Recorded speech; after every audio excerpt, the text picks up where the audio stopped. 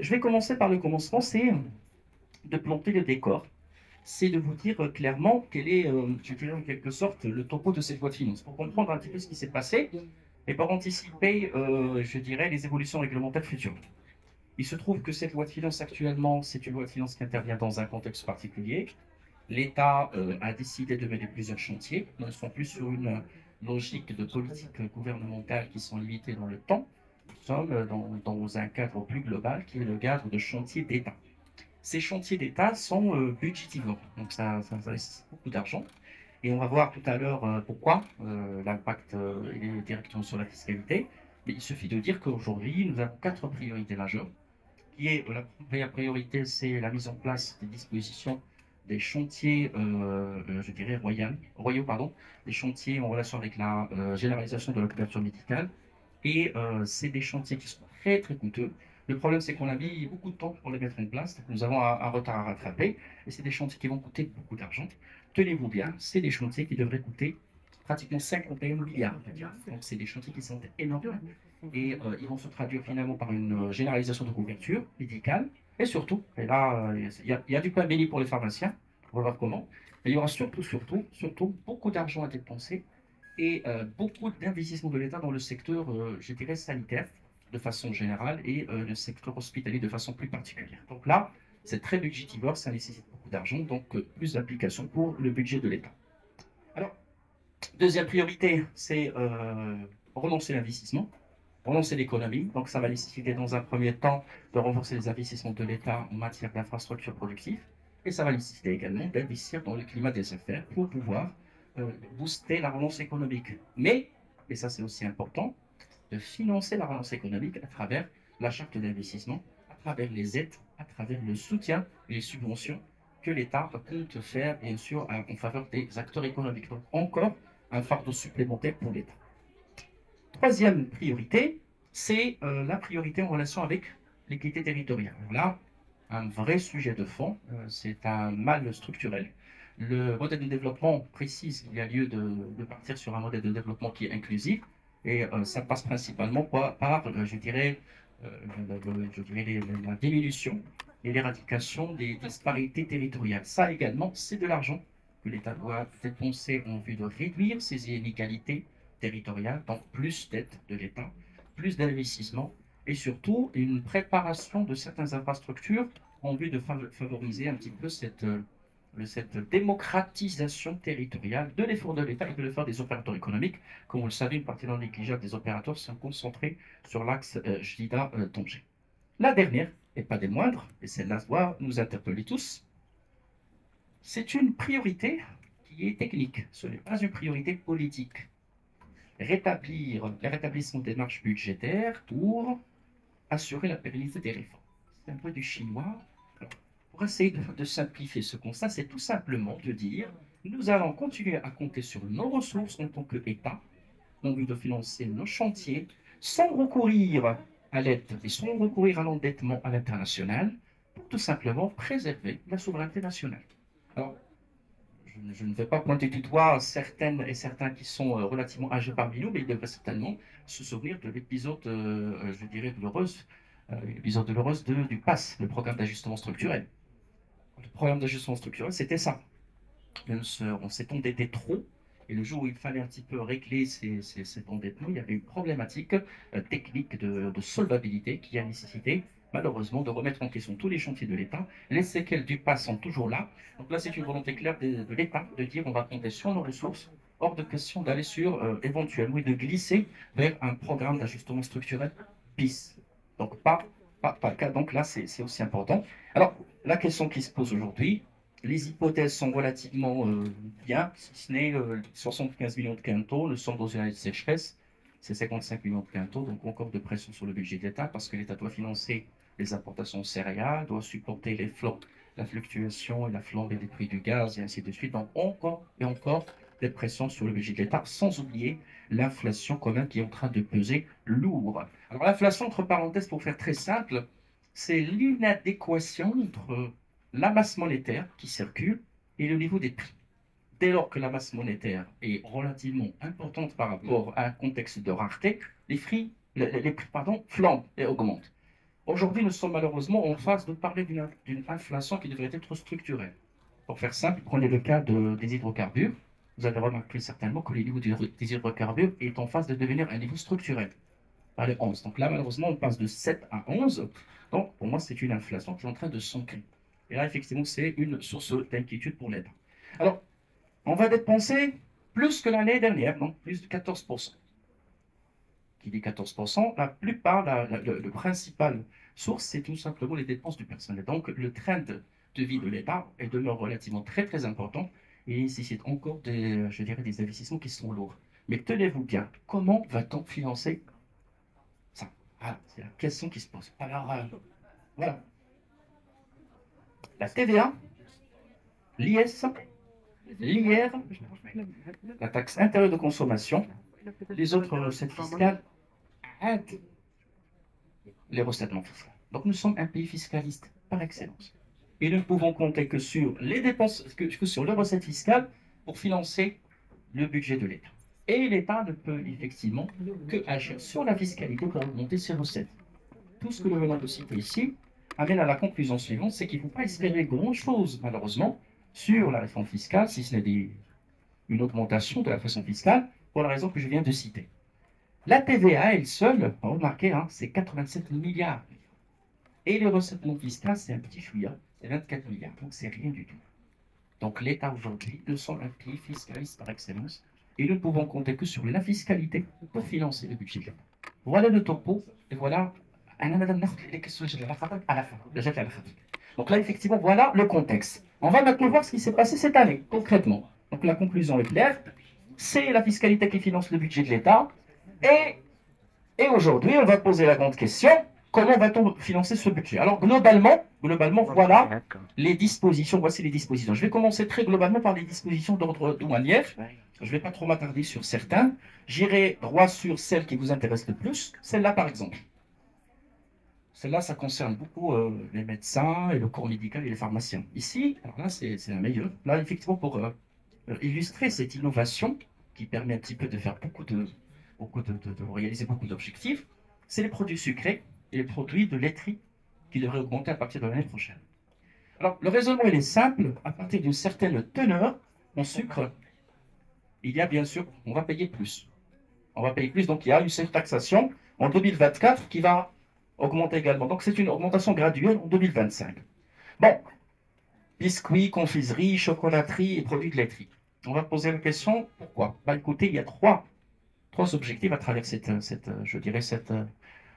disposition. Le premier, je dirais, c'est un sujet de santé publique, c'est vrai. Bon, ça, c'est l'objectif affiché, mais je peux vous dire qu'aujourd'hui, c'est l'État qui va financer la couverture médicale, c'est l'État qui va financer l'offre de soins. C'est très coûteux, de plus en plus.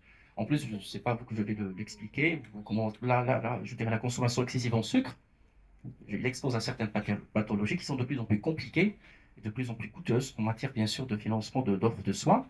Ce qui fait que l'État est en train un petit peu d'anticiper les dépenses publiques en la matière, on essaie un petit peu d'agir sur la prévention. Donc, pousser je dirais, les producteurs pour maintenir un certain niveau, avec une érosion, bien sûr, de pouvoir d'achat, sans qu'on va réduire, je dirais, la teneur en sucre, et là, c'est tout bénéfique pour le consommateur. Soit on va maintenir, mais on va augmenter, mais là, c'est des recettes supplémentaires pour le budget de l'État. Voilà la belle idée. C'est une recette supplémentaire, mais il y a une deuxième raison qui est très importante, c'est que le sucre demeure subventionné par l'État. Moins de sucre, moins de subventions. Donc, trois objectifs très intéressants. Moins de subventions, plus de recettes fiscales et une anticipation de l'augmentation des dépenses de soins ou des financements de l'État de l'offre de dépenses. C'est une disposition parmi, bien sûr, les dispositions les plus novatrices de cette loi des finances. Ça, c'est pour la partie douanière. Alors là, également, sur la partie, certains produits pharmaceutiques relatifs aux affections de longue durée, ils ont été exonérés.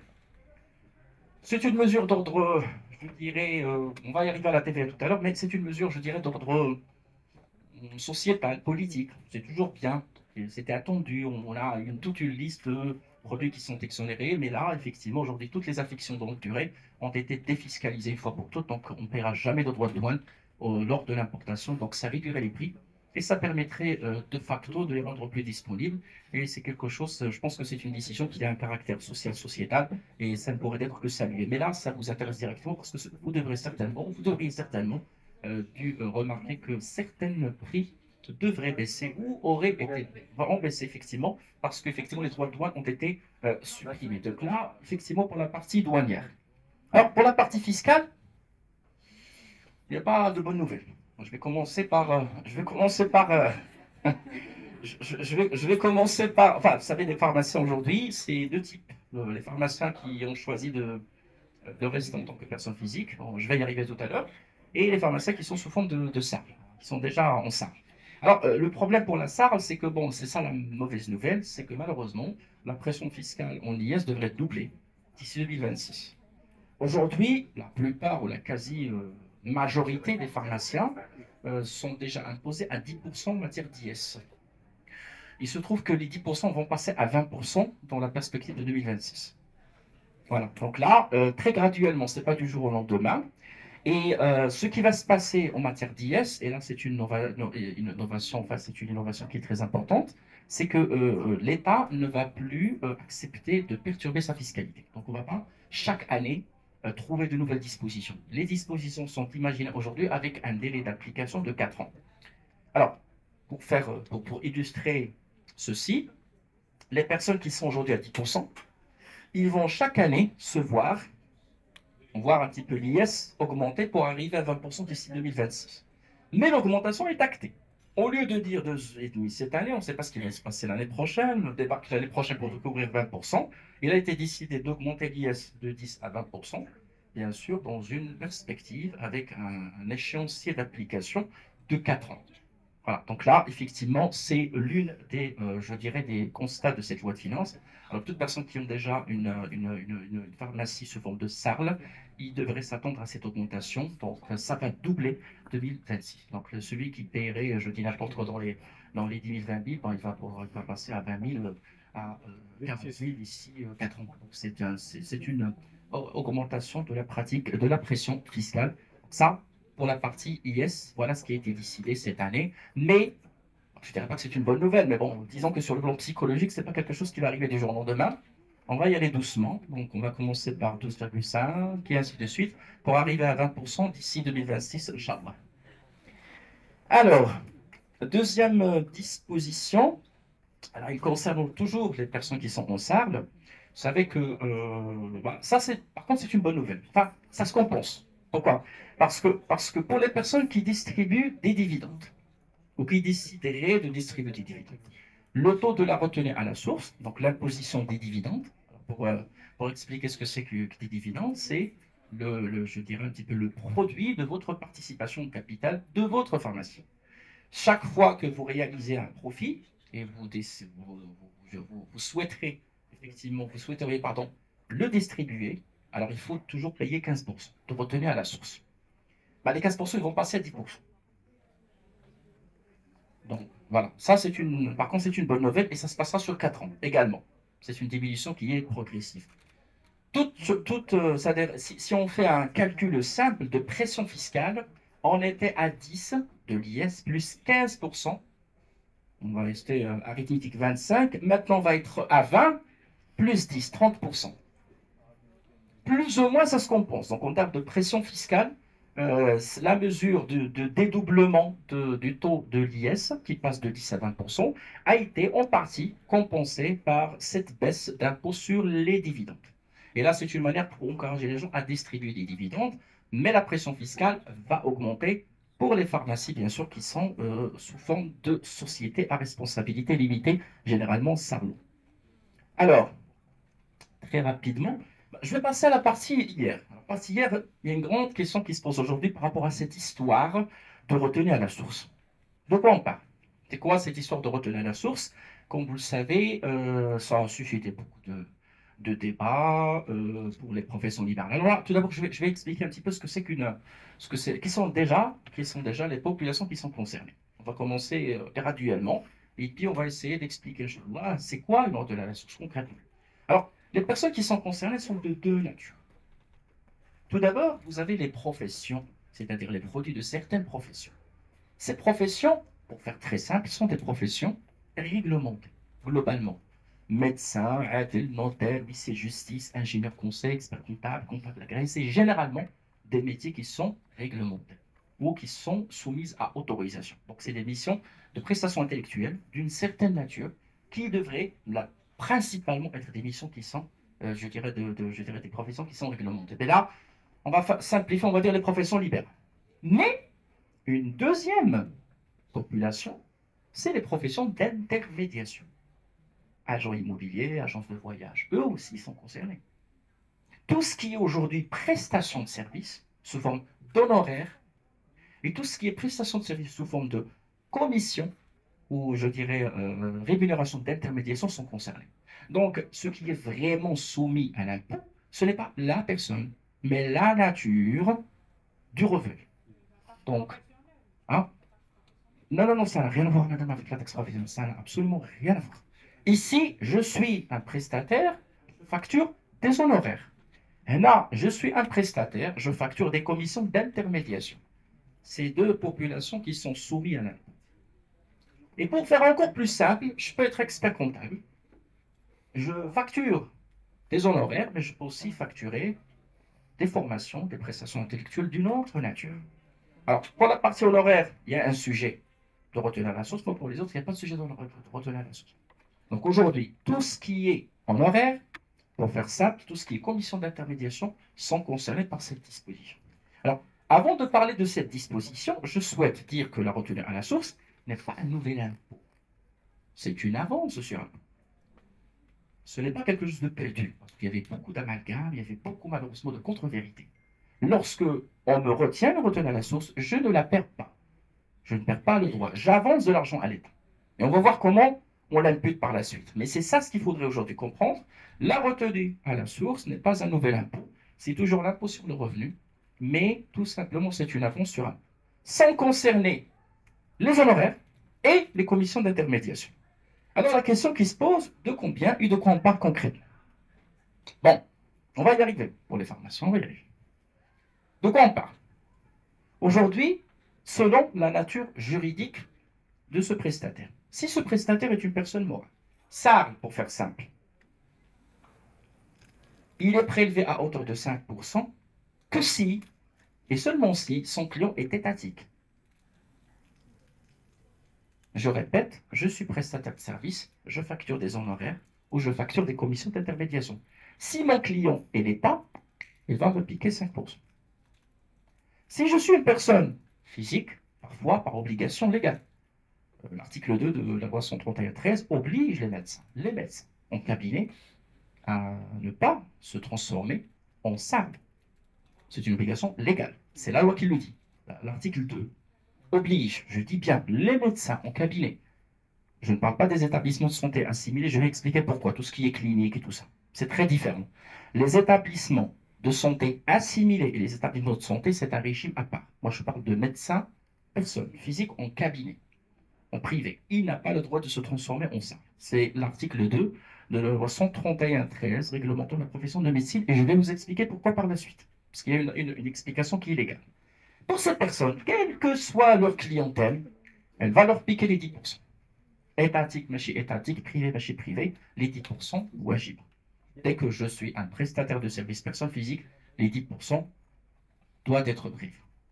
Dès que je suis une personne morale, ce n'est que l'État qui a la possibilité de me prélever 5%. Ça, pour les deux cas, lorsque mon client est une personne morale, une société, ou c'est l'État. Mais lorsque mon client est personne physique, le cas de médecin pour les visites, on ne prélève rien. Le patient, il se présente, il paie PIMG. Par contre, si ce patient est là une prise en charge qui va être payée par son organisme ou par un organisme de prévoyance sociale, là, on prélève les 10%. Donc, lorsque le client est une personne physique, rien n'a changé. Lorsque le client est une personne morale, on regarde si le prestataire est une personne physique, on prélève 10%. Si le prestataire est une personne morale, et dans l'éventualité où le client est l'État, on prélève les 5%. Arrivons à la question importante. Est-ce que les pharmaciens sont concernés? La réponse est non. C'est aussi simple. Parce que tout simplement, ils ne facturent pas des honoraires. Entre parenthèses, c'est une sorte de... Ah, alors, bon, facturer c'est une manière, enfin, je dirais, c'est un élément de langage, mais ils produisent pas des services ou des honoraires. Donc, entre parenthèses, je parle d'une terminologie un peu commerciale, c'est de la marchandise. Donc, de ce fait-là, on ne parle pas de retenue à la source, et la question a été posée, reposée. Donc, les pharmaciens ne sont pas concernés par cette histoire. La même pour la même bête. Qu'on soit clair. Et je vais vous expliquer encore parce qu'il y a un élément d'explication qui nous a été encore, qui nous a conforté dans le cadre de nos échanges avec la Direction générale des impôts. Le voilà que je vais citer. Voilà. Ça, c'est une réponse de l'administration des impôts. Alors, euh, qu'est-ce qu'ils demandent aux cliniques? Vous savez, l'histoire des cliniques maintenant, pour les honoraires des médecins. Qu'est-ce qu'ils demandent? Euh, alors, il est rappelé que la retenue à la source. Alors, vous l'avez dit, je suis en train de chercher. Alors, la facture doit préciser ici, de façon distincte, les différentes composantes de l'offre de la prestation. Ici, c'est obligé. À l'âge, parce qu'il y a les honoraires médecins, qui sont à 10%. Il y a les honoraires de la clinique, les prestations de la clinique, c'est à 5%. Il y a le reste, à 0%. Médicaments, appareillages, et ainsi de suite. Donc là, la CNOPS, dans le cadre, bien sûr, de la lettre qui leur a été adressée, ils leur ont demandé d'appliquer les 10% sur les honoraires des médecins, les 5%, puisque la CNOPS est étatique, je parle d'une clinique, c'est une prestation de soins, 5% sur la partie propre à la clinique, notamment les prestations de suivi médical, la prestation d'hébergement, ainsi de suite, post-acte médical. Tout ce qui est médicaments et appareillage, là, c'était tranchant. Parce qu'on avait toujours, on a dit peut-être, je dirais, les médicaments vont être facturés par une contrepartie autre que les médecins, que les pharmaciens, et ainsi de suite. Dans le cadre d'une offre plus globale, il y aura la retenue. Non, les choses étaient tranchées. Donc, il faut absolument que la facture. Donc, le traitement, il est similaire. Qu'on achète auprès d'une pharmacie ou qu'on achète, enfin, entre parenthèses, auprès d'une clinique, le traitement est similaire. Absolument, absolument. Voilà. Et là, pour vous conforter encore plus, voilà, donc c'était un petit peu, c'est l'écrit. Je vais essayer juste de chercher la référence. Là, voilà. Donc voilà, la référence y est. La référence, c'est le 10 juin 2023. C'est un écrit qui a été adressé par l'administration fiscale à la CNOPS pour expliciter le mode de traitement de cette histoire de retenue à la source. Alors,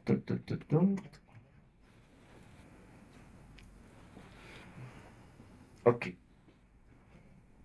Alors, à cet effet, la CNOPS doit prélever la retenue à la source sur les montants des honoraires versés aux cliniques et aux médecins, sur la base du montant correspondant au prestataire médical et chirurgical autre que les médicaments et le matériel médical. Effectivement, ça c'est explicite. Donc, ce qui se passe chez les pharmaciens, en officine, c'est ce qui se passe effectivement chez les cliniques. Ça, c'est pour un élément de confort tranchant, parce qu'on a eu beaucoup de discussions sur ce sujet bien précis, chose qui était confortée par, bien sûr, la NCP, qui a adressé un écrit dans ce sens en sensibilisant leurs adhérents. Très rapidement, toujours dans le cadre de cette loi de finances, alors concernant la retenue à la source pour les vacataires, médecins, enfin, enseignants vacataires, il était de 17%, il passe à 30%. Il était de 17, il passe à 30%, quelle que soit la nature de voilà. Tout ce qui est enseignement aujourd'hui, malheureusement, ça devrait se traduire par une augmentation des coûts de scolarité parce qu'effectivement, c'est du simple au double. Pour les médecins, avant, il y avait une situation donnée qui a été réglementée, par exemple, pour les enseignants. Bon, le ministère de l'Éducation nationale, il autorise les enseignants à enseigner 6 heures par semaine, même s'ils sont en public. Pour le privé, c'est encore, ça pose toujours problème. Toutefois, sur le plan fiscal, les choses sont tranchées. Si j'ai un médecin qui ne peut pas avoir une patente, qui ne peut pas du tout avoir une patente, donc on fait allusion aux médecins qui travaillent dans le public. 30%. On leur prélève 30% libératoire, c'est-à-dire 30% donc ça, pour les médecins qui ne sont pas patentés, à partir de cette année, ça a été dit de façon explicite. Alors pour les auto-entrepreneurs, c'est très simple.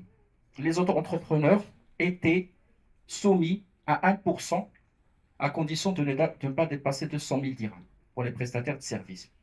Ce qui va changer cette année concrètement, dès qu'un autre entrepreneur disposerait d'un seul client et dès qu'il dépasserait 80 000 dirhams pour un seul et même client, on passe de 1% à 30%.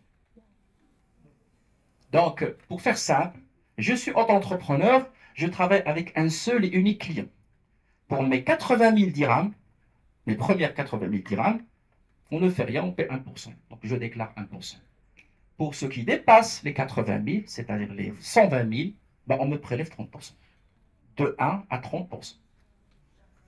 Chaque facture supérieure à 80. Tout ce qui est inférieur à 80, on garde l'avantage de l'ancien régime qui est de 1%.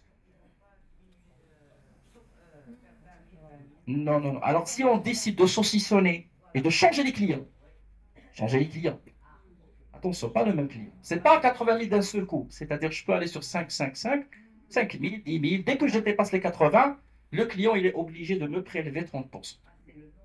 Voilà, donc là, parce qu'on a dit que c'est la précarisation du salariat, certains salariés ont décidé de s'installer pour leur propre compte, parce que depuis 2020, avec la généralisation de la CNSS, il y a eu la CPU. Donc, ils profitent déjà de la CNSS, ils ont fait leur calcul. Donc, l'IR plus CNSS, c'est trop, bah, on va garder la CNSS, puisque ça devient un acquis pour les prestataires. Et oui, on s'installe en tant qu'entrepreneur et on ne paie que 1%. Donc, c'est une décision gouvernementale. Je pense qu'il devrait être revu. Je pense qu'il y a tout un débat. Alors, juste pour les contrats retraite, alors, pour faire simple, auparavant, les retraites enfin, les contrats d'assurance retraite étaient défiscalisés pour les salariés. Ça, c'est un sujet qui concerne les salariés, principalement.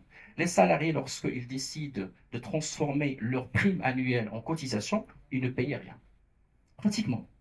Parce qu'ils avaient une carotte, à condition de respecter certains délais, notamment la détention pendant 8 ans. Sauf qu'on a, d'un côté, ils bénéficient de l'exonération, de l'autre, ils effectuent un rachat anticipé, ils ne paient rien. Maintenant, ils sont coincés parce qu'à chaque rachat anticipé, on prélève 15%, et on vous oblige à faire une déclaration pour savoir, effectivement, est-ce que vous êtes, je dirais, conforme ou pas conforme. Donc, ceci les oblige à faire la déclaration. Le cas échéant, ils doivent passer, bien sûr, à la caisse. Vous auriez certainement dû entendre par-ci, par-là, des personnes qui ont cette situation-là, qui ont reçu des rappels de la part de l'administration fiscale.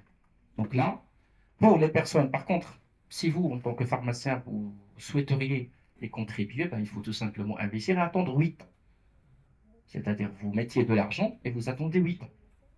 C'est-à-dire, c'est un placement pour 8 ans.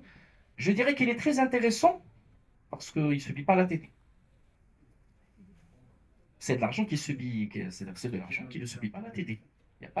On ne va pas prélever cet argent un jour, c'est de l'argent qui est mis de côté.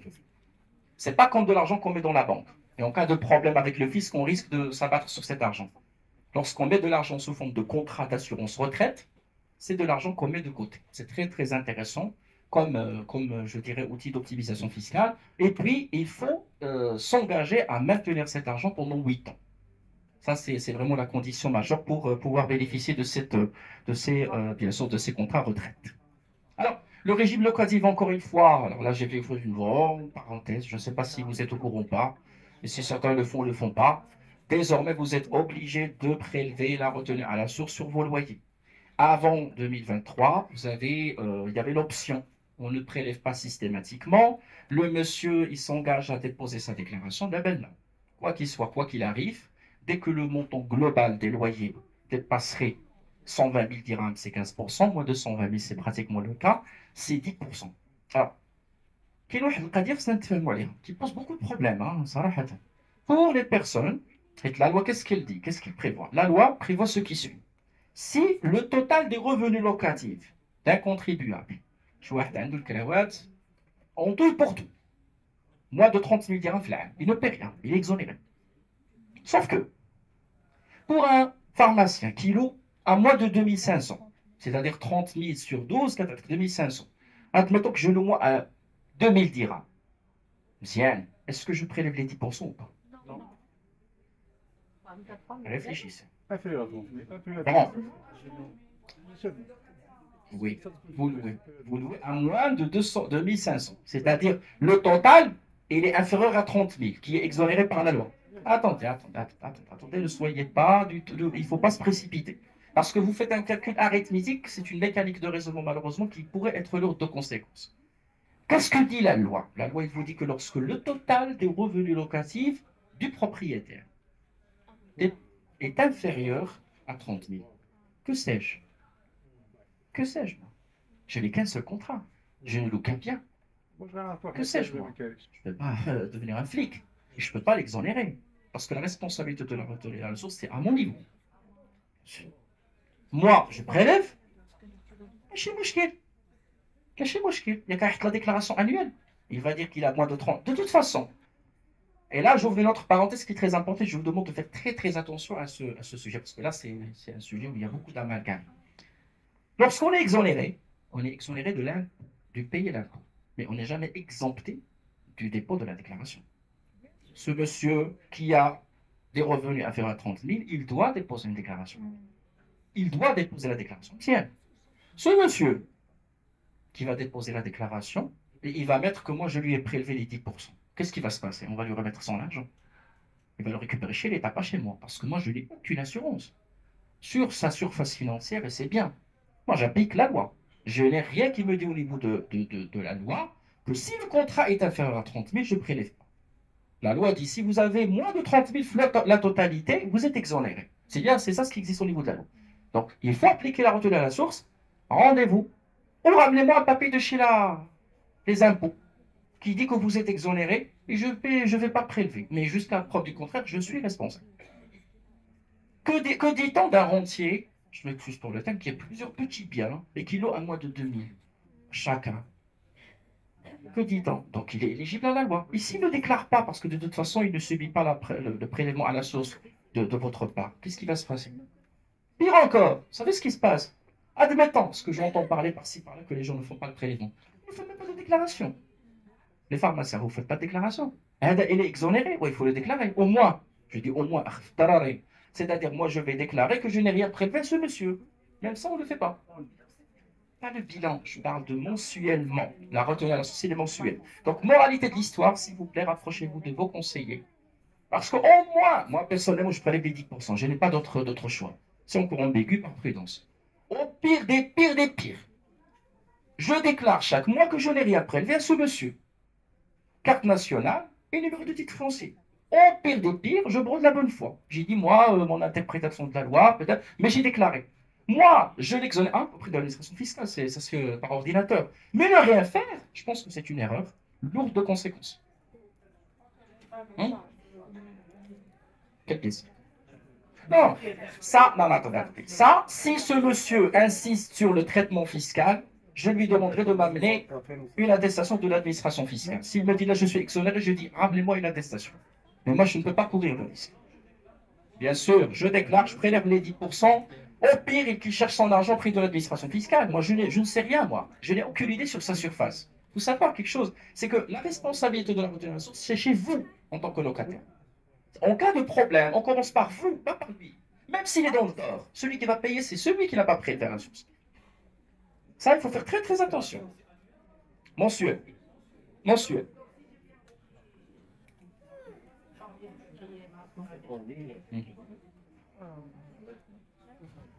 Moi, je serai extrémiste. Je ferai les comptes. On a fait de la prélèvement à la source, on vous l'a dit, je dois appliquer la loi. Je vais payer la pénalité majoration de retard à sa place. Ça, je ne cautionne pas cette histoire. Moi, c'est juste pour faire plaisir à certains. Mais moi, je suis extrémiste. Il faut être un peu orthodoxe. Broder la bonne foi. Dites peut-être la compréhension de la loi, il est dans un sens. Le monsieur, il jure qu'il n'a que ce bien. Que sais-je? Attention, une chose très importante. Ça, il y a lieu de l'expliquer. La retenue à la source lorsque le bien est loué à des professionnels que vous êtes. Mais si le bien est loué à des personnes physiques, on ne fait rien. Mais on doit déclarer. Quelqu'un qui a plusieurs fonciers, je ne peux pas moi le dédouaner et le blanchir. Il doit passer à la caisse. En cas de contrôle, c'est moi qui va payer à sa place. Donc moi, je ne peux pas courir ce risque. Je préfère et je conseille vivement, soit qu'on me ramène un papier, soit que je prélève, je lui dis, monsieur, qu'est-ce qui risque de se passer? Et que vous êtes obligé de déclarer à la fin de l'année, déclarer et pas de récupérer votre argent. Alors, pour les profits immobiliers, S'il vous plaît. très rapide. انا عرفتي الشريف غادي نطلب منك طلب غير الا لقيتو لا جات على خاطركم on va revenir sur toutes les questions لا جات على خاطركم.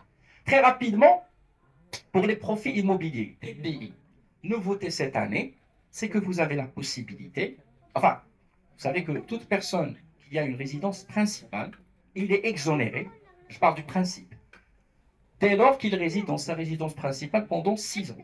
Ça a été réduit à 5 ans. Donc aujourd'hui, si moi j'ai une résidence principale, ma maison principale, j'y reste pendant 6 ans. Dès que je la cède, je ne paie rien. L'unique cas où je cède à plus de 4 millions, la cote-part supérieure à 4 millions, je multiplie par 3%. Mais ça, c'est un cas un peu extrême. Mais pour les biens dont le prix de vente est inférieur à 4 millions, je suis exonéré. Il suffit de justifier que je résidais pendant 6 ans.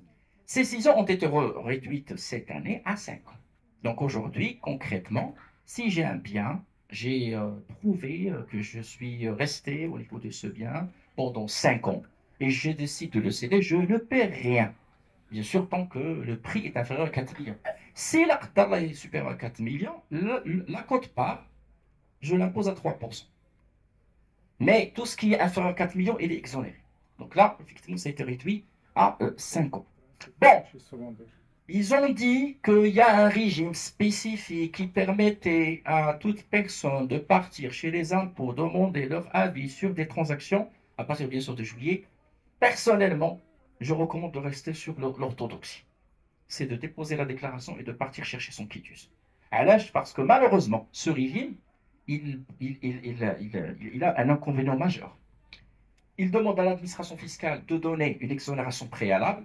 C'est impossible. Je pense, de mon point de vue, jamais quelqu'un va vous exonérer alors qu'il n'a. C'est-à-dire, moi, je pars poser la question à l'administration fiscale. Mon bien, le titre foncier X, je vais le céder à terminer une attestation d'exonération à la banque immobilière. Impossible. Ou cautionner le montant de l'impôt que je vais payer. C'est impossible. Sur la base de papier. Donc là, ils vont être extrémistes. Et si l'administration fiscale décide de se prononcer, il ne pourra jamais faire marche arrière. Donc là, ça vous implique. Donc moi, je ne suis pas trop chaud, trop d'accord. Je préfère la méthode classique. Je décide de céder, je cède et je pars récupérer mon quitus. Et c'est à travers un contact direct avec l'administration fiscale. Bon, très rapidement, pour les salaires, bon, pour l'IR, rien. Donc le barème est en phase d'être un barème sacré. Je ne pense pas qu'il va changer, en tout cas avant 2026, c'est impossible. Toutefois, ce qui a eu lieu, c'est un petit aménagement pour les salaires.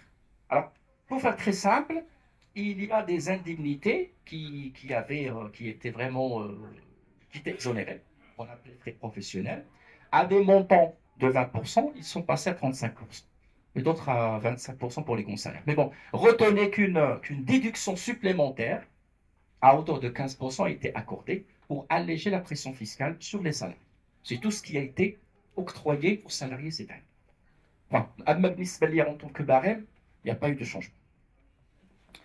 Alors, très rapidement, il y a le régime qu'on appelle, enfin, communément, universellement, c'est le First Job Act, c'est-à-dire lorsque vous employez quelqu'un pour la première fois de sa vie,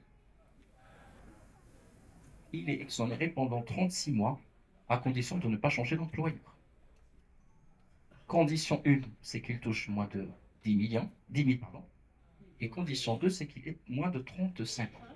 Mais c'est son premier job, à condition que ça soit son premier job, et à condition qu'il ne change pas d'employeur. Pendant 36 mois, il est exonéré de l'IR. First Job Act. Ça, c'est quelque chose qui va durer jusqu'à 2026.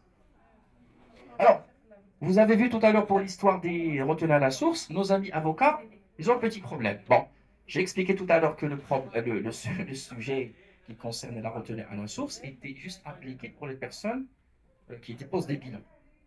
Les personnes physiques, il n'y a pas de problème. Ben, les avocats, ils ont imposé tout. C'est-à-dire pour les personnes morales, c'est le même régime que j'ai cité tout à l'heure pour les avocats.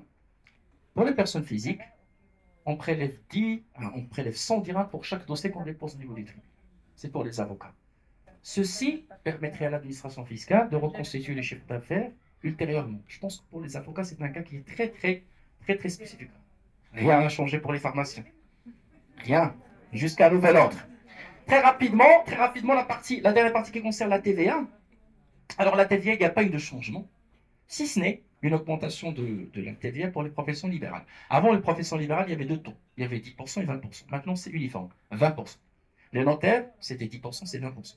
Les avocats, c'était 10%, maintenant c'est 20%. Donc, la décision lourde qui a été prise cette année, c'est d'uniformiser à la hausse et à la baisse le taux de la TVA pour les professions libérales. Bon, pour les médicaments, c'est tributaire d'une décision politique dans le cadre d'une réforme globale. Nous sommes le seul pays dans le tour méditerranéen qui continue à imposer les médicaments à la TVA. Le seul pays, à 7% bien sûr.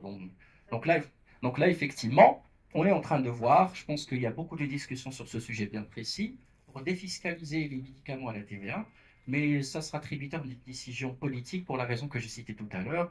Rappelez-vous bien de ce chiffre, s'il vous plaît. Vous vous rappelez de ce chiffre, j'espère. La TVA qui est la première source des recettes de l'État marocain. C'est la TVA. Donc les 7% des médicaments sont noyés quelque part. Et si on doit les prélever, comment va-t-on les compenser? C'est tributaire d'une décision très lourde, politiquement et d'un point de vue budgétaire. Alors, très rapidement, je reviens à la TVA. Donc, c'est tout ce qu'il y a à dire pour la TVA. Alors, pour certaines mesures communes, mais très rapidement, la baisse du taux de la cotisation minimale de 6 à 4% pour les médecins.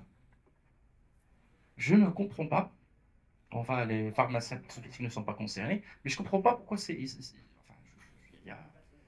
Non, non, non, pas ça. C'est qu'on est content. Les gens ont dit qu'ils sont très contents de cette décision. Je ne comprends pas cette joie. Parce que enfin, l'idée c'est simple, c'est que lorsque vous payez, mettons qu'on parle des médecins, lorsque les médecins payent leur cotisation minimale fin janvier à 6%, c'est une avance sur impôt. En avril, on fait les calculs, on déduit.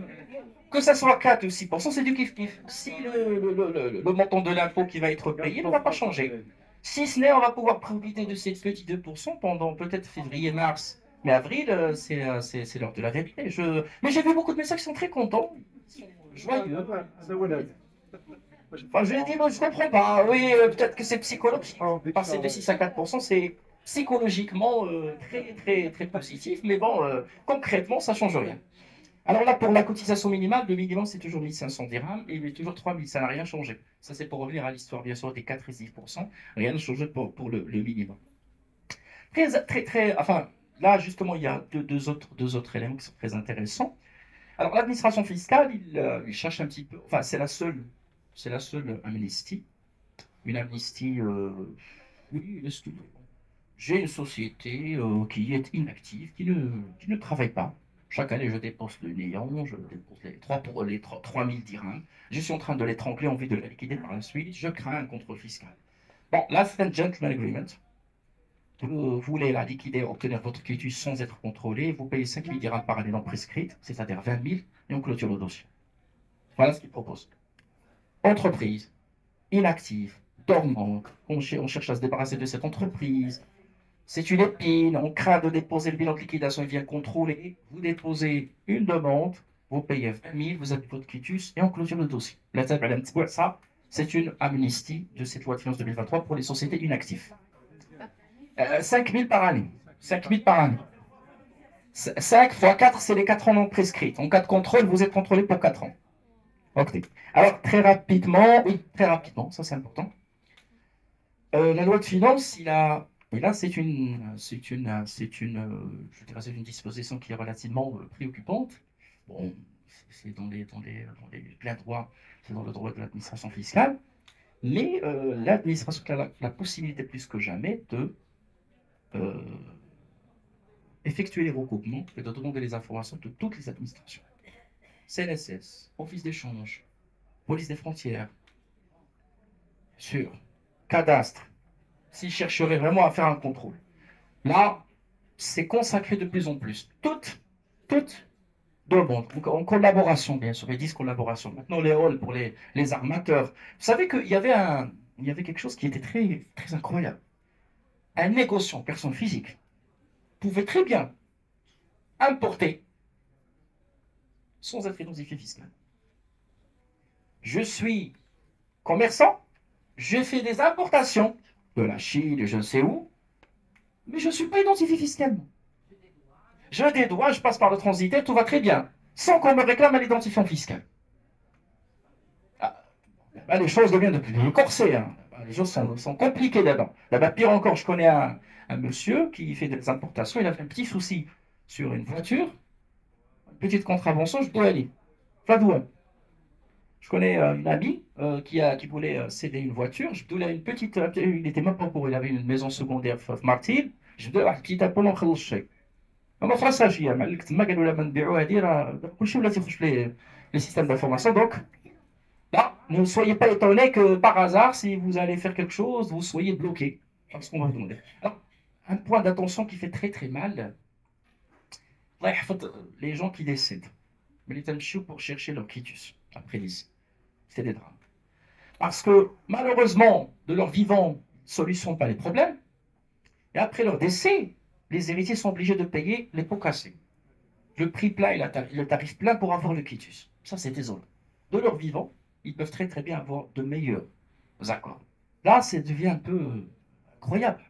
Parce que tu vois, le monsieur, il est décédé, alors ce que vous avez عنده ما عندكش حتى الصفه باش تناقش مع الفيسك ما عنده ما يقصك تيقول لك المعلي خصو يجي نقص له توفى مشى عند الله راه غادي تخلص كلشي. Il y a un problème juridique, c'est ça. Donc là, effectivement, il faut faire attention, parce qu'effectivement, c'est un sujet qui est très préoccupant et les administrations sont intransigeantes sur ce sujet bien précis.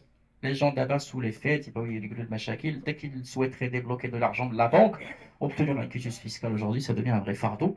Et avec ce recoupement, avant c'était manuel, ben non, ça devient un peu, ça devient automatisé, donc ça crée beaucoup de problèmes, il faut faire attention. Alors, décédé, hein? bah, ça y est, les impôts, ils peuvent plus. Je vais vous dire, madame, je vais vous raconter pour l'anecdote.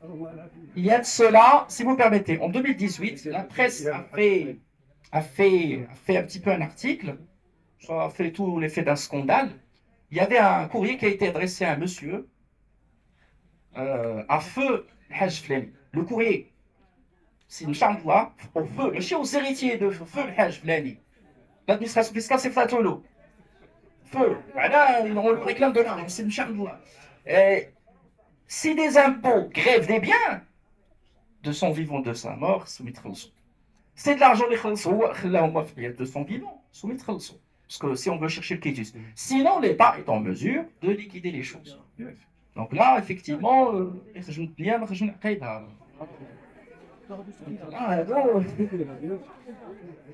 faut faire attention. Alors, très rapidement, si vous permettez, très rapidement, l'année prochaine, normalement c'est l'année de la TVA, ça a été annoncé par le ministre en charge. Il devrait y avoir effectivement des décisions. Je n'anticipe pas des choses miraculeuses, ça va être que ça va être mitigé. Enfin, on ne peut pas vraiment crier victoire, mais vous avez vu un petit peu la composition et vous êtes maintenant conscient de je dirais, du contexte. Il faut savoir une chose, c'est que l'argent que j'ai cité tout à l'heure, ce n'est pas toujours des recettes ordinaires, c'est également des rappels, des contrôles fiscaux. Donc si les recettes ordinaires ne sont pas suffisantes, bien sûr qu'on va chercher des recettes extraordinaires à travers les rappels, à travers les contrôles fiscaux. Donc avis aux amateurs, parce que ça c'est très très très important. Alors, juste un tout dernier point, il concerne une amnistie de la CNSS. Alors, très rapidement, cette amnistie s'applique à tous les travailleurs non salariés. Wesh, les pharmaciens sont concernés ou pas, en tout cas pour les personnes physiques qui sont concernées. Travailleurs non salariés. Il y a une église à tout ce qui est autre que les salariés. Médecins, notaires, taximens, colchi.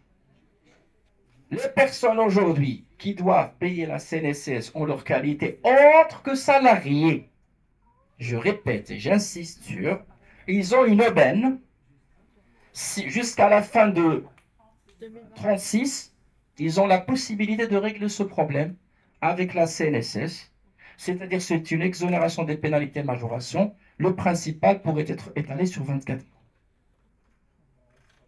Voilà. Voilà, 24 mois. Un arrangement. Non, si c'est déjà. Là, l'imziane, moi je parle ici des personnes qui ne sont pas en situation régulière. Pour une raison, pour une autre. Alors, pour s'en assurer, parce que la question se pose, est-ce que je suis concerné ou pas, il faut se présenter chez la CNSS, généralement, poser la question. C'est une aubaine non négligeable, parce que l'astreinte de la CNSS est relativement lourde et compliquée. Et là, c'est sur 24 mois. Je pense que c'est une aubaine très intéressante. Et là, je me suis permis d'ouvrir la porte. Enfin, j'ouvrir la parenthèse parce que là, c'est jusqu'au 36.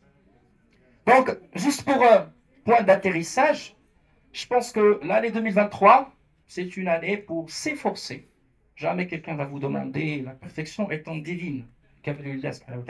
Jamais quelqu'un va vous demander d'être parfait. Mais c'est un effort qui commence. C'est un effort qui est graduel. Vous ne pas être bien dès le premier coup, moi, jamais être d'un seul coup très bien.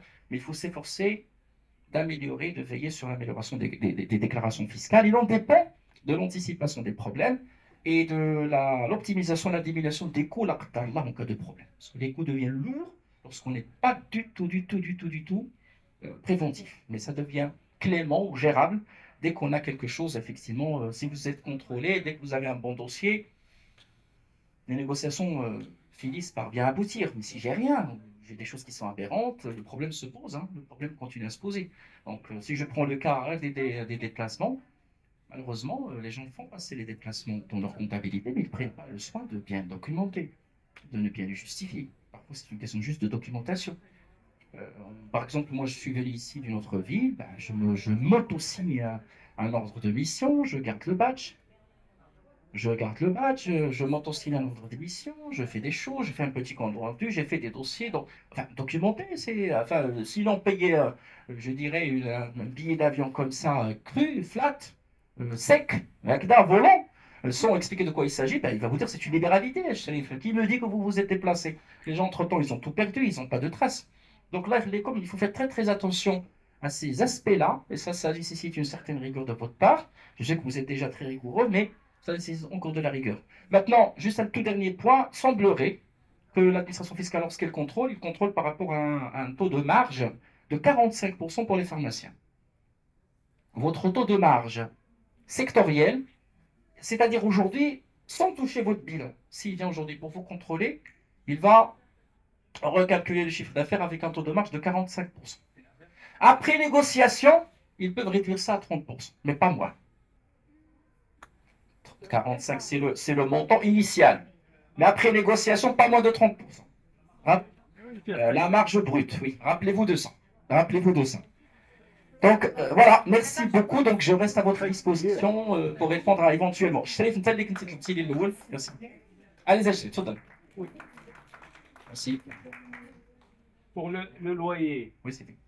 si on peut faire la tenue à la source de 10% quand on est SARL. Ça, quand lorsqu'on est personne physique. Ah, c'est pour La même chose. Vous êtes un professionnel. Chef, vous ne faites pas de retenue à la source si vous louez à titre résidentiel. Mais si vous louez à titre professionnel, c'est-à-dire vous déposez un bilan, vous devriez retenir les 10%. Très bien. Ça, c'est obligatoire. Oui, là. Donc en fait, si j'ai bien compris, Mhm. il n'y a plus d'avantage de passer de la personne physique à la SARL au niveau fiscal. Écoutez, je vais vous dire quel est l'avantage direct et les avantages indirects. D'accord. L'avantage direct est simple, c'est d'éviter l'examen d'ensemble en cas de contrôle fiscal. Si vous êtes une personne physique, en cas de contrôle fiscal, on ne va pas contrôler que la pharmacie, on va tout contrôler. Si vous êtes une personne morale, on ne va contrôler que la pharmacie. Ça, c'est l'avantage direct. L'avantage indirect, c'est la succession. Une pharmacie, ça se cède. Le fonds de commerce, ça s'entretient, ça se préserve. On peut assurer la relève, on peut vraiment, c'est flexible d'un point de vue cession. Lorsqu'il y a le décès d'un pharmacien, de personne physique, tout part en fumée. C'est compliqué. Ça devient compliqué. Même pour la cession du fonds de commerce, ça devient très compliqué par la suite, très coûteux, plus coûteux. Donc, autant entretenir et voilà, effectivement, la flexibilité d'une société n'est pas à démontrer en matière de succession, de cession. On peut céder les actions rapidement. Maintenant, pour céder un fonds de commerce pour une pharmacie de personne physique, c'est compliqué, c'est très très compliqué.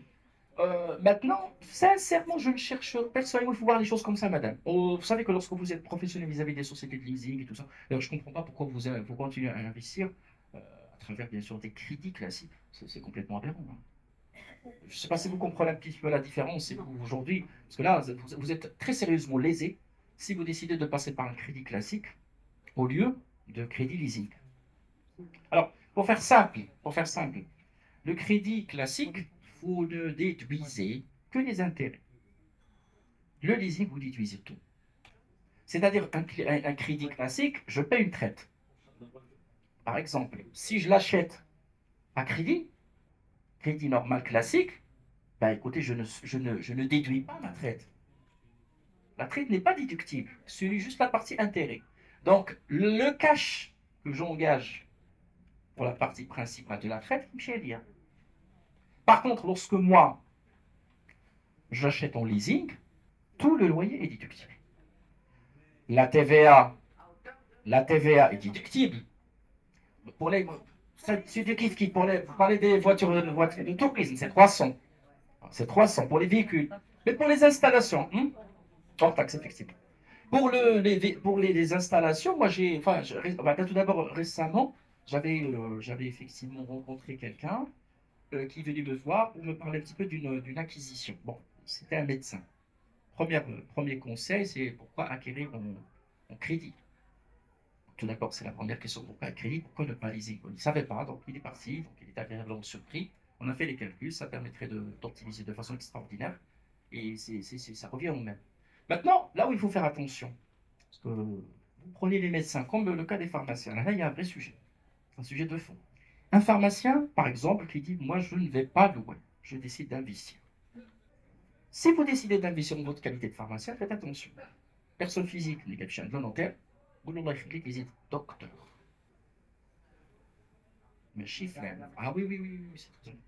Lorsque moi, Torpé, j'achète, Fakel, et il achète en sa qualité de citoyen marocain un bien, ça devient un bien propre. Mais si je suis médecin, je dis docteur Fakel, ça devient un local professionnel. J'ai le droit de déduire les charges, de passer l'amortissement et d'en profiter au maximum.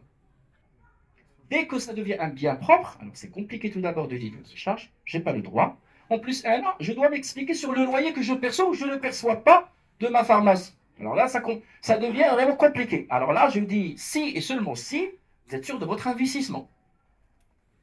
Si c'est une personne morale, il y a bien sûr la pharmacie.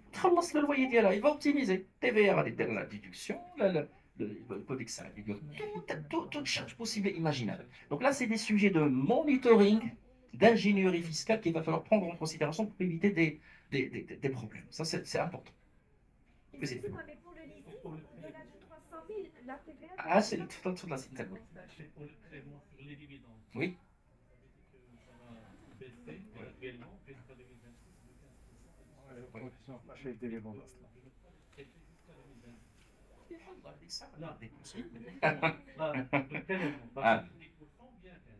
لا بلاتي باش نقول انا ليك بلاتي لا كيسيون بيرتينون باسكو واش كتهضر معايا من 2023 لقدام مزيان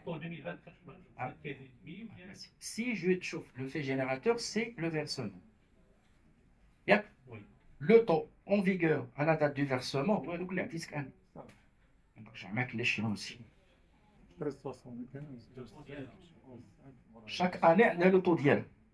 Si vous décidez d'attendre 2026, en toute logique, vous n'allez payer que 10%.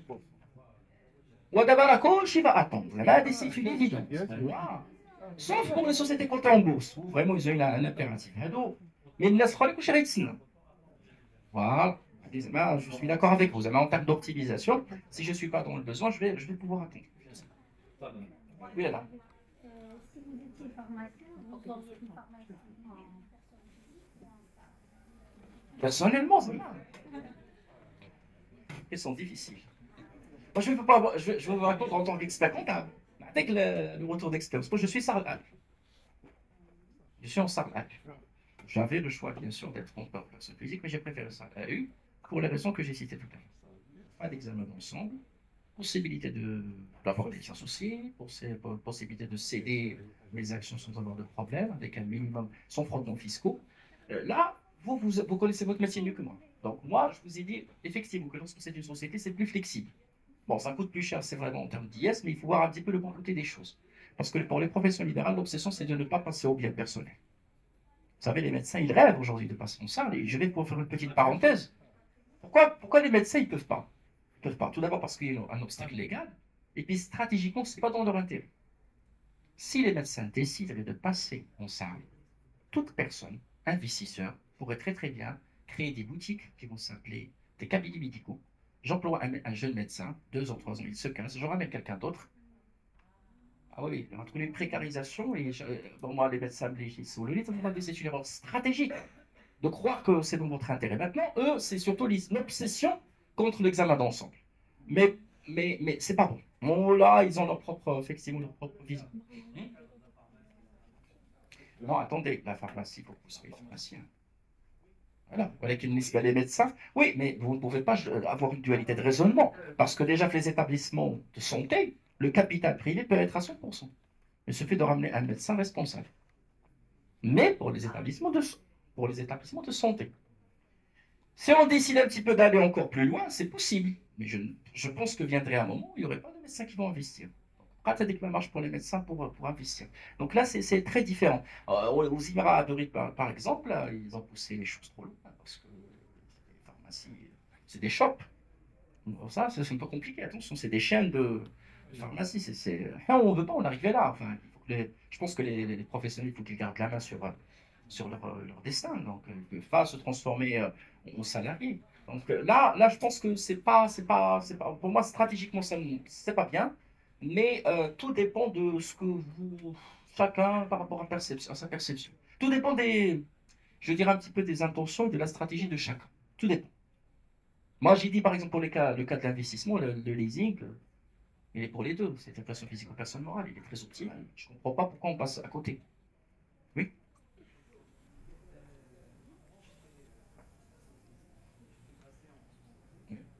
C'est fonds de commerce. Ah, quel petit fonds de commerce. شتي هو الفونت كوميرس كان قمح الحمد لله Ah oui. ما خلص ثانية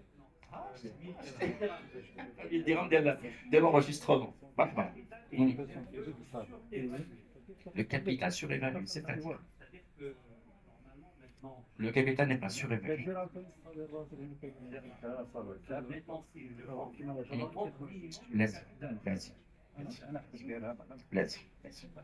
Lorsque vous êtes une personne physique, vous n'avez pas le droit de constater un fonds de commerce. Lorsque je deviens une personne morale, si il a la transformation, il a évalué le fonds de commerce à l'épreuve. C'est à son risque et péril.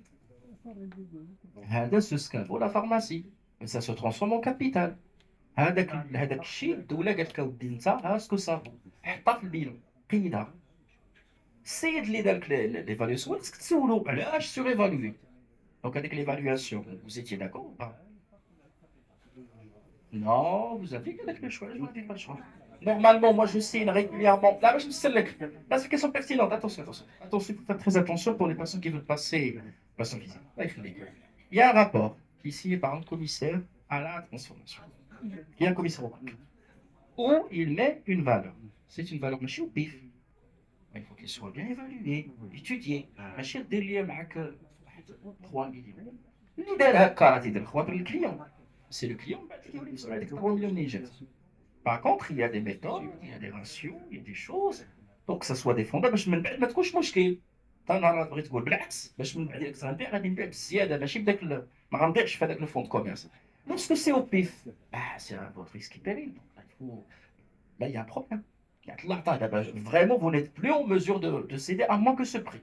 Malheureusement, là-bas. Ou si vous cédez à moins que ce prix, hein? Oui, si vous voulez. Mais là, il faut faire attention. C'est une émission de capital, il faut qu'elle soit justifiée. Mais qu'est-ce qu'on chaque coupé? Est-ce que vous avez perdu? Enfin, une émission de capital, il faut qu'elle soit justifiée par le PV. Quel est la justificatif? Que ce soit des pertes cumulées, des problématiques de fonds. Moi, j'avais par exemple rédigé une démission de capital pour quelqu'un, lesquels, ça se fait un mois. ودرنا المعاينه من عند العون وديناها للفيسك لان on s'attendait que le fisc يجي علينا يقول لك اش درتو ماشي الا قلنا لك ودي السيد راه ça a chuté, c'est plus, il n'y a plus de stationnement, c'est fini, hein, c'est foutu. Donc on a fait effectivement une diminution de capital qui était amplement justifiée. Une diminution qui n'est pas justifiée par des raisons juridiques et économiques valables risquerait malheureusement de vous coûter cher. Malheureusement. Donc c'est une libéralité, on va travailler le montant de la session. هذاك الشيء اللي نقصتي غتسمى بحال بعتيه. يقول لك خلص عليه وانت بالعكس كتنقص لا فالور.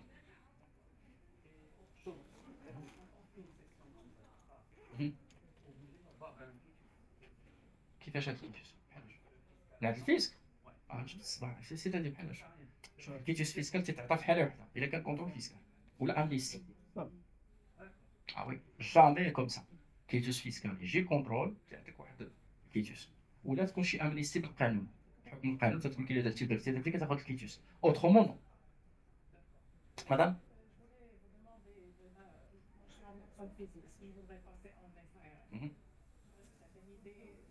le chemin à suivre ou les erreurs à ne pas faire actuellement, écoutez, sur la lumière de la loi de finances de l'État.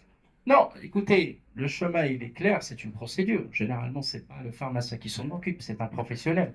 C'est des PV à signer, c'est des choses à faire.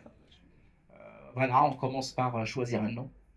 On demande le nom, on crée la société, le tribunal, on fait la paperasse pour dire bien on a décidé de se transformer en personne physique, on informe l'administration fiscale, on prend la patente, on fait la publicité, ainsi de suite. Et on informe les autorités qui vous ont agréé, ça c'est important, parce que beaucoup de personnes oublient. Par contre, l'erreur c'est de la valorisation. ما ديروش شي فالوريزاسيون اللي تكون معقوله مقبوله اللي فعلا على ليميت في الكتاب il va s'apprécier en plus ماشي en moins. Je pense que Sherif lorsqu'il a parlé du il a anticipé votre question. C'est vraiment l'erreur à ne pas commettre. C'est la valorisation. Bien que j'ai maintenant ils sont épargnés dès que je passe Oui, en cas de contrôle. Et il aimerait contrôler que dans ce cas-là, si vous permettez, il doit faire deux contrôles. Admettons qu'on est pessimiste, qu'on est vraiment très très pessimiste, masochiste. Je vais contrôler la pharmacie, on est sur le champ de la contrôle ici de la pharmacie. Rien n'empêche théoriquement, mais j'ai jamais vu ça de ma vie. Les personnes comme ça, je suis simultanément. Par contre, d'abord, dès qu'il va venir, il va tout voir. Il est obligé, c'est l'article 29. Donc c'est parmi. Par contre, les tâches ne que chose. C'est une manière d'assainir, c'est une manière un petit peu de capitaliser, je dirais en quelque sorte, le domaine, fluidifier les échanges, préparer la succession, la transmission. Moi, je vois les médecins, ça c'est désolant. Beaucoup de médecins, parce que les médecins, ils font le fonds de commerce. Il a un petit faux qui me chie fumé. Fumé qui me chie d'acché. Donc, pour le cas de pharmacien, moi, je vois l'intérêt que j'ai expliqué. Maintenant, il faut bien réfléchir à la valorisation. Il faut que ce soit une valorisation expliquée. Oui, madame, après vous, madame.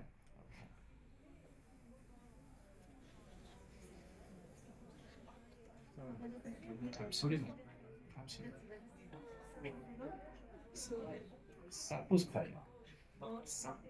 Je suis d'accord, ça c'est généralement le sujet majeur que nous avons, si vous permettez, que nous avons avec les pharmaciens surtout. La loi, malheureusement, il est clair et je pense que ça a un sens. On change de personne locataire. Parce que si vous voulez que vous étiez une personne physique, vous avez changé de statut juridique, vous êtes une personne morale. Mais vous êtes en train d'être domicilié à une adresse. Il faut absolument que vous puissiez reprendre votre statut juridique. Je vous l'accorde, c'est parmi les sujets qui posent problème. Bon, on a vu de toutes les couleurs, mais il me semble que la concertation, le sujet ça lorsque je vois qu'il il veut se débarrasser de vous. Bon, le cas d'espèce, c'est que vous engagez vous-même une procédure judiciaire en expliquant le juge, et le juge finit par vous donner raison. Le bêlement, c'est que les juges, à l'occasion, ils vous donnent raison, mais ils vous disent, by the way, il y a un c'est un petit peu. Maintenant, si c'est une concertation, même les gens qui disent, bon, le moment, mais donc, effectivement, il y aurait effectivement un problème qui est juridique. Alors, ce n'est pas un salaire, ça ne s'appelle plus un salaire, attention. Alors là, effectivement, c'est une question pertinente. Ce n'est pas un salaire. D'abord, si vous permettez, s'il vous plaît, Alors, s'il vous plaît, le contrat de travail, il ne peut être prolongé que dans des cas très limités. Généralement, وكانت هاد القضية وما بقاتش, lorsque le problème se posait avec la CNSS, lorsqu'on n'a pas assez de temps pour compléter le nombre de jours. D'abord, حيدوا هاد la règle. Clairement, on est sur 60. C'est le délai légal. Je vais vous d'abord. Il a, madame, si on décide d'aller jusqu'au bout, il y a 30% libératoire. Je m'offre une rétribution, j'appelle ça une rétribution, ou d'un c'est là 30%. Des auto-entrepreneurs, intéressant, pas intéressant. Kant, il a résolu beaucoup de problèmes les entrepreneurs à l'époque. Ce contrat de travail, contrat de prestation, c'est des patentes. C'est compliqué parce que vous allez. Donc c'est compliqué pour une patente, quelqu'un qui n'a pas de charge, on va dire une patente, le barème 38%, c'est un peu compliqué. Donc, le plus orthodoxe, je peux à tout moment arrêter, je peux être payé ou ne pas être payé, selon. Et les 30% sont libératoires. Elle dit c'est possible. Elle dit c'est possible. À part ça, compliqué. Malheureusement. Je vais être en toute. Maintenant, je vais vous dire, madame, on est en train de penser comme les Français. Vous savez que les Français, ils ont décidé un petit peu de relever l'âge de retraite pour renflouer les caisses. Ils sont en train de créer, enfin, ils ont décidé de créer un régime pour les seniors. Je ne pas que ça crée beaucoup de flous. Profitant de leur, je dirais, de leur volonté. Les caisses sont vides, les caisses. Donc, ils sont prêts quand les Français sont en train d'aller. Au Maroc, nous n'avons pas encore de vision, de visibilité, de stratégie claire à ce sujet. Mais si on déciderait d'aller comme ça, faire le sujet bien à la table, malheureusement, madame, nous n'avons pas un régime. Quand votre entrepreneur était intéressant, faites le compléter quand ça sert à ça. D'abord, non. D'abord, aujourd'hui, pour être honnête, on ne va pas jouer avec le feu, c'est 30%. Ah bah bien sûr, si on passe par le déclarer, c'est 30%. C'est pas un salaire, ça s'appelle une rétribution. C'est pas un salaire, c'est un petit contrat. On explique, voilà, la rétribution est de temps, conformément à l'article de Poularis, c'est 30% libératoire. Vous avez pratiqué ça. Après, c'est du variable, c'est pas forcément du fixe. Oui, c'est.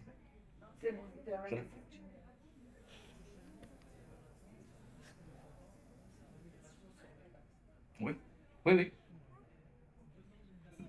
Oh non, bien sûr. Ah, bien sûr. Ah, bien sûr.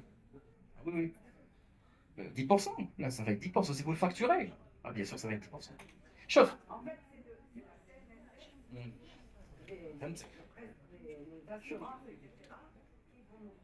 En tout cas, madame, c'est la même chose. Ah, tiens, là, je me rappelle du débat, je dirais, la loi sur la substitution, ou la marge d'excès. J'ai suivi le débat. Ah, c'est la même chose. C'est du kiff-kiff. À l'époque, parmi les choses qui m'ont été posées comme question, s'il y aurait de la substitution gratuite. Oui, voilà ça. Même en cas de contrôle fiscal, il y a le droit à la substitution. Les 80 c'est des prestations qui pourraient être que des honoraires sur la base de votre cursus de pharmacien. Bien sûr, bien sûr. De toute façon, la CNSS va faire le nécessaire, ne vous en faites pas.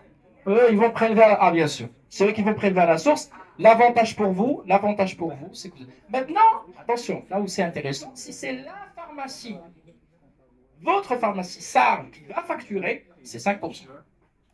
Si c'est le médecin, la personne physique qui va facturer, ça va être 10%.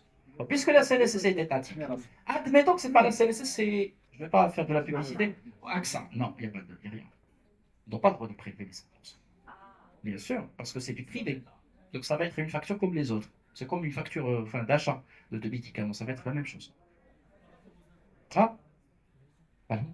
Ah ben, si vous êtes personne physique, on vous prélève les 5%, vous allez les imputer par la suite.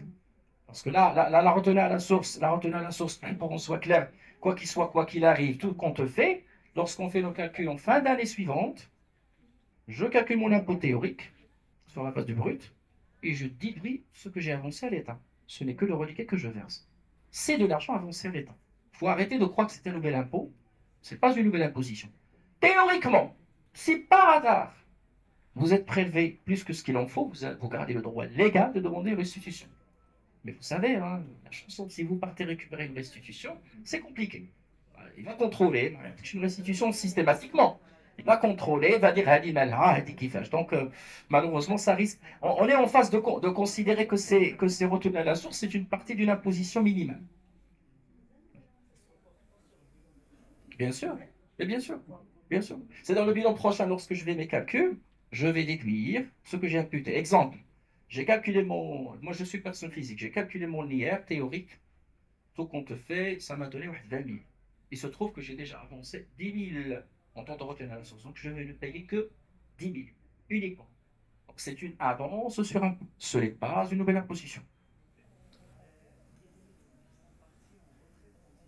Oui. Mhm. Oui. Oui. Mhm. Écoutez, sur ce sujet bien précis, il faut qu'on soit. Ça, c'est un sujet de réglage, de fine-tuning. Je n'ai pas sincèrement des éléments de réponse, si ce n'est que ce médecin, il était dans un régime, il a changé de régime. Le régime de TNS, c'est un régime à part. Abstraction faite de vos acquis. Vous pouvez très très bien travailler, payer, continuer à payer vos cotisations, travailler, continuer à payer vos cotisations, alors que vous bénéficiez d'une retraite. Moi, je vous raconte pour l'anecdote, je connais un ami qui travaille chez Banque Vous savez que Banque c'est 21 ans. 21 ans, vous partez à la retraite. Et après 21 ans de service, comme pour le CP, il commence à toucher un salaire. Plutôt une retraite. Bah, du jour, il part travailler chez une banque. On est en train de lui prélever la CNIL, c'est laissé ce coucher.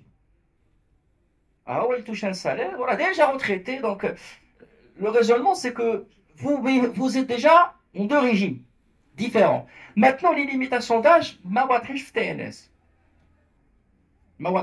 Donc là, effectivement, c'est des sujets de fine-tuning. Je ne sais pas sincèrement, je n'ai pas des éléments de réponse concrets. ما نقدرش اللي فهمت بانه التنس طونك الانسان تيخبط سو يخلص نهار غيخرج عاد ياخذ لا روتريت ديالو. Maintenant, هاد السيد بعد عمري طويل هاد الطبيب راه normalement il va bénéficier de deux retraites. S'il est déjà sur une première pension, j'ai une deuxième. Et aussi simple. Donc ça, c'est des sujets de fine-tuning. Je ne sais, sincèrement, je ne sais pas. On a toujours ce problème pour le cas, bien sûr, de la contribution à la professionnelle unique, c'est le cas des patentes. J'ai quelqu'un qui a 60 ans, qui sort, qui quitte une institution, il a sa retraite et décide de s'installer en tant que conseiller. Avec le d'abord, on est fait la CPU, la contribution professionnelle unique. On a changé de régime. La contribution, les forfaits, les canaux qui sont forfaitaires. فيها دابا الضريبه والسي اس اس تيقول لك انا جو سي retraité CNSS سميت. C'est toujours en mode dégradé, c'est artisanal. On écrit, on حيد وزيد on a toujours sur des sujets qui mettent de fine tuning. Je pense qu'on devrait en toute logique stabiliser ceci dans la perspective de 2025-2026. Mais on a toujours des cas qui sortent par-ci par-là.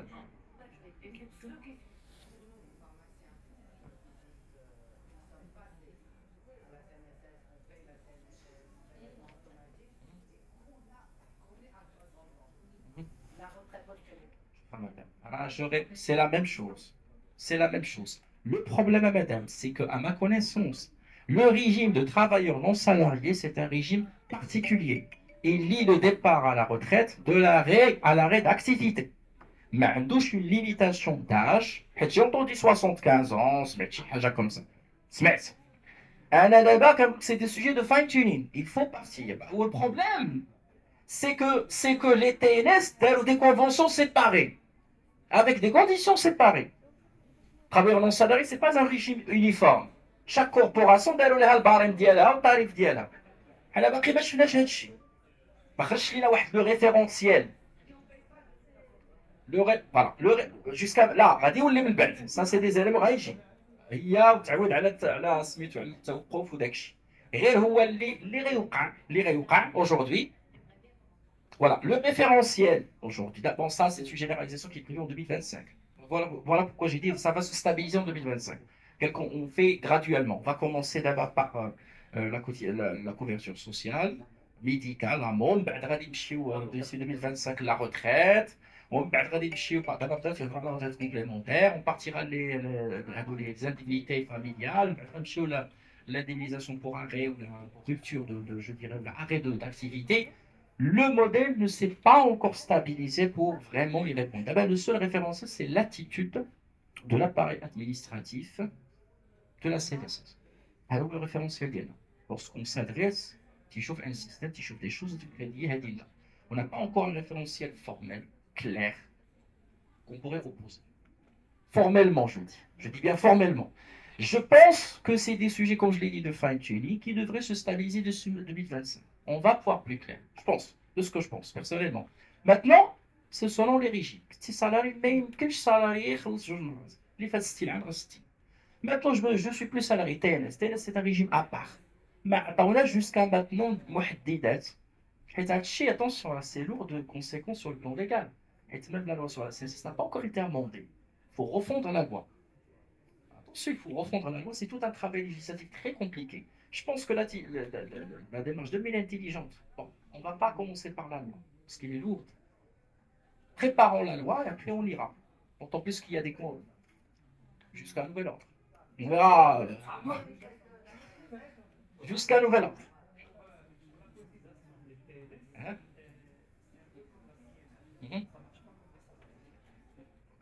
Alors, effectivement, ça c'est pertinent, effectivement, votre remarque est pertinente. L'idée elle est très simple, c'est deux philosophies complètement différentes. Pour les salariés, c'est la solidarité intergénérationnelle. Moi, je cotise pour les retraités d'aujourd'hui. Les actifs de demain vont cotiser pour ma retraite. Le régime TNS est un régime par capitalisation, chacun pour soi. Donc moi, je cotise, mon argent il est placé, il y a un rendement, et c'est ce rendement qui va peut-être me servir. Là, c'est à l'américain, c'est un petit peu le régime anglo-saxon. Mais c'est pas encore stabilisé. Pourquoi je vous dis que moi, j'ai mon propre point de vue qui m'engage comme ma modeste personne. Un régime par capitalisation supposerait des investissements très rentables, avec un rendement très intéressant. Or, les textes de la CNSS les obligent à faire certains placements dans certains cadres qui n'est pas aussi rentable. Certes sûr, passer par la CDG, passer sur des sujets, mais chez les États-Unis ou la France ou ailleurs, où vraiment on fait des investissements lourds, des investissements lourds, c'est-à-dire des placements ça. Par exemple, on n'a pas le droit de partir la bourse, on n'a pas le droit de partir je sais où, on n'a pas le droit de partir sur je dirais, le résidentiel promotionnel, l'immobilier, c'est très compliqué. Un site qui place de l'argent placé, c'est les mêmes menottés. Donc, je pense qu'il y a lieu, le régime ينجح. Sinon, il ne va pas être rentable. Alors, شنو au pire des perches غادي نجمع لك ونقص لك داك الشيء اللي خسرت عليك في لي فري دو جيستيون وغنشوف داك الشيء غنقرطو ولكن moi je m'engage en parallèle à vie غنخلص لك à vie mais ما غنقولش à vie غادي تسالي وغادي تشري فرق فيساتك à un certain âge là où vous allez avoir besoin مشى عليك الحال تشري فيك لحقو يغمض عينيه دونك مشاو فليساتك دونك c'est un peu compliqué je pense que c'est un peu compliqué. Non, CIMER, c'est le même principe, mais CIMER, ils sont sur des investissements plus capitalistiques, ils ont une plus de latitude, ils n'ont pas les mêmes monotés. Ils investissent là, ils investissent في l'immobilier, عندهم ما عندوش مشكل. ما عندوش مشكل ليغال. واحد une dernière question madame.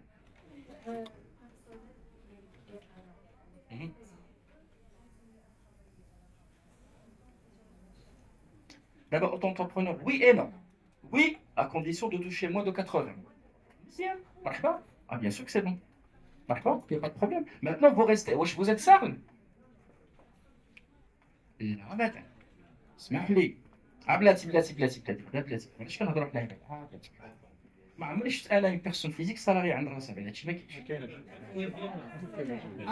لا وي اسمح لي مدام جو روتير وي اسمح لي انا سحب لي انتم en tant que pharmacien لا en tant que personnel oui, il n'y a pas de problème. Il peut continuer en tant qu'entrepreneur, il n'y a aucun problème. Oui, il n'y a pas de problème. 10% maintenant. Maintenant. Oui. Oui. Il faut se rattraper. Il faut dire. Vous savez, madame, maintenant vous êtes tenu vis-à-vis du fisc.